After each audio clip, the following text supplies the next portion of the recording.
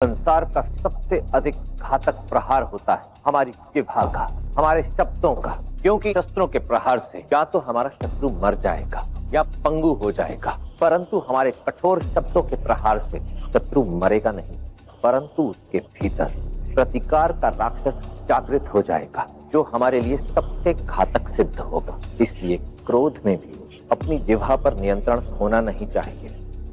यहाँ पर आचार्य चाणक्य जी का कहना है कि जिंदगी में कई बार होता है कि हम किसी से नाराज होकर उस पर कठोर शब्द चला देते हैं। अस्त्र या हथियार पर प्रहार शरीर को चोट तो पहुंचाता है, मगर थोड़े समय बाद शरीर ठीक हो सकता है। लेकिन जब हम किसी को कड़वे शब्द में बोलते हैं तो उसका असर उसके सोच, उसका मन और कभी कभी उसके जिंदगी पर बहुत गहरा असर पड़ता है। खुद सोचिए, क्या आपने कभी उन शब्दों को भुला पाए हैं जो किसी ने गुस्से में आपको कहे थे?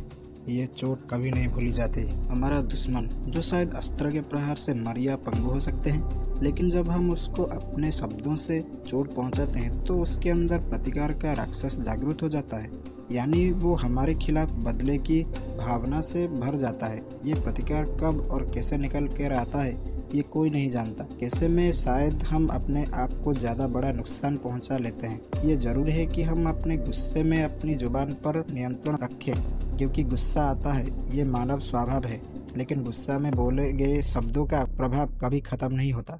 इसलिए जब भी आपको गुस्सा आए थोड़ा रुक जाइए, गहरी सांस लीजिए और सोचिए, क्या मैं ये शब्द बोलकर सच में किसी का भला कर रहा हूँ या खुद एक नई मुसीबत में डाल रहा हूँ। कठोर शब्दों का सिर्फ एक व्यक्ति पर नहीं, पूरे समाज और परिवार पर भी प्रभाव पड़ता है। अक्सर हम देखते हैं कि दो लोगों के बीच बोली गई कड़वी बातें की वजह से सालों पुरानी दोस्ती या रिश्ता टूट जाता है।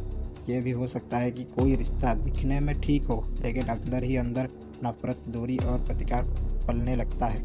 याद रखिए, जुबान से निकला हुआ शब्द और हाथ से निकली हुई तीर कभी वापस नहीं आते। तो दोस्तों, इस दुनिया में सबसे बड़ा प्रहार अस्त्र शस्त्र नहीं होता, बल्कि हमारे अपने शब्द होते हैं। इसलिए खुद पर नियंत्रण रखें ताकि आप अपना और दुश्मन का भविष्य सुरक्षित रख सकें। शब्द समझदारी से इस्तेमाल करें, यही सबसे बड़ा बल है।